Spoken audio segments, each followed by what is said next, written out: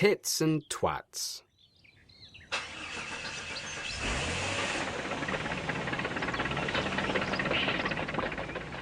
The engines were being cleaned and polished for the day. And by cleaned and polished, I of course mean squirted with fairy liquid and sprayed with the hose. Old Stuck-Up was going out first. He grumbled as the workmen scrubbed the detergent off his face. "We've got visitors today," said his driver.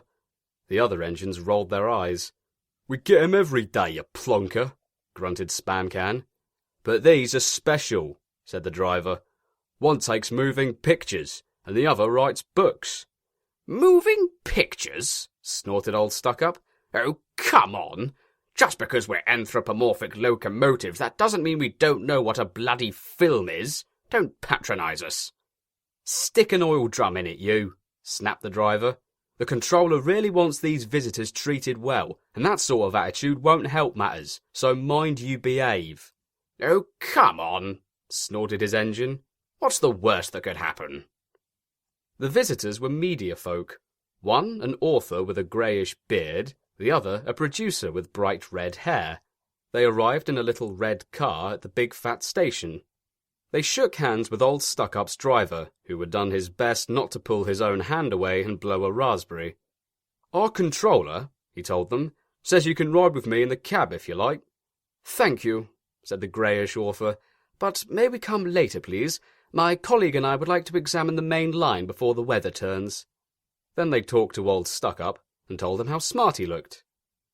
"These visitors," he thought, "know at least how to speak to engines, with unquestioning flattery." He rolled away, feeling even more stuck up than usual.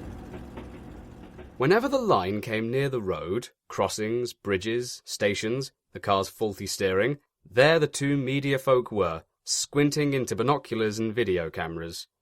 Old Stuck-Up began to find this rather upsetting. "They might wave at an engine," he complained, "or at the very least bow down in his presence." "They can't worship you and get good pictures," said his driver. Old Stuck-Up knew this well, but he didn't give a toss. He wanted his praise, dagnabbit. Boop, boop. The little red car spluttered past them once more, but Old Stuck-Up made no reply. "They'll be at the drain next," said his driver. The drain is a filthy side road. It runs for a short distance alongside the railway and a chemical plant. There is no fence, as fences cost money, and we all know what the thin git is like with cash by this point, don't we? The greyish author sat in the car while the red producer waited with her camera. She shot her footage, jumped back in, and off they went, racing the train to the drain's end. "For Ford's sake, can we stop soon?" spluttered the car. "All this chasing is getting me hot and bothered. My circuits are fusing like nobody's business."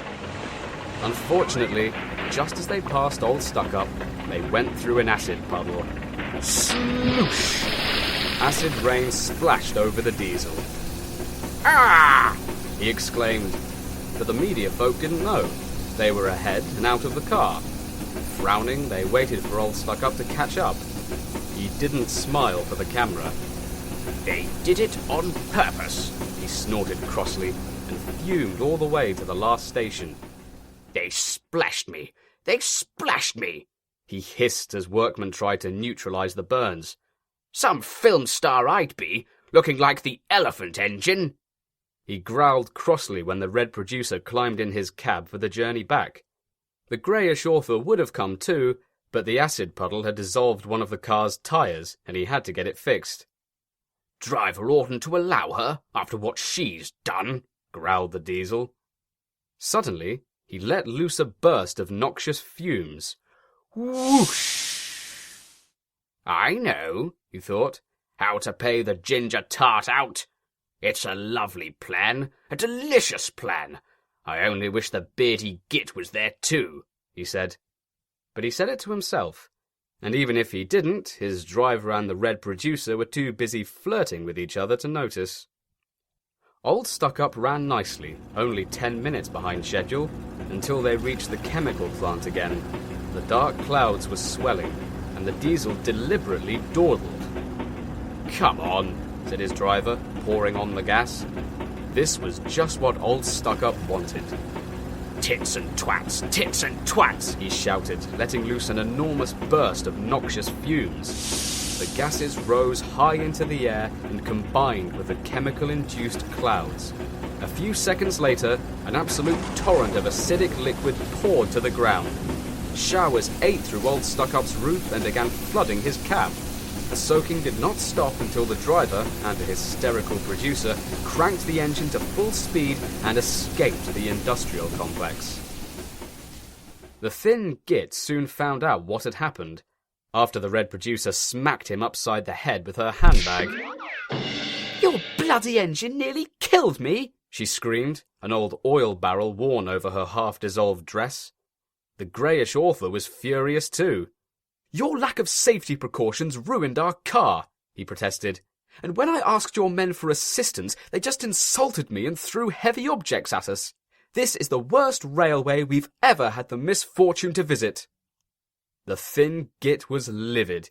He sent old Stuck-Up to the shed, or what was left of him after his acid shower. "You are a very... Oh, Jesus Christ, I can't even think of an appropriate insult, I'm so mad," he bellowed. "They splashed me," faltered old Stuck-Up. "That's no bloody excuse," roared the thin git. "I invited these media people here to try and convince everyone that this was a nice, normal railway, and what do? Nearly drown one of them in an acid bath. My only consolation is that things can't possibly get any worse." Unable to form another sentence, he turned on his heel and stormed off. Next day, the engines were being prepared for another day's half-hearted work. Old Stuck-Up was still complaining as the workmen put him back together. "Those visitors were nuts," he told them. "They came and said sorry before they left.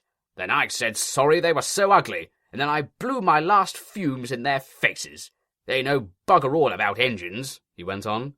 "The beardy git said he was going to write something or other, and promised to do something to all of us. What do you think of that?" "I think your mouth should have melted too," grumbled Diesel. The engine's bitching was suddenly interrupted when the thin git approached the sheds. "What are you doing here, sir?" asked Derek. "Sir?" The thin git said nothing. His eyes were wide and his face was pale. Well, paler than normal. "Spit it out, sir," said Bowler. The thin git held up a note in his quivering hand. "It's the inspector," he said simply. "He wants to conduct an investigation next week. We're being sued."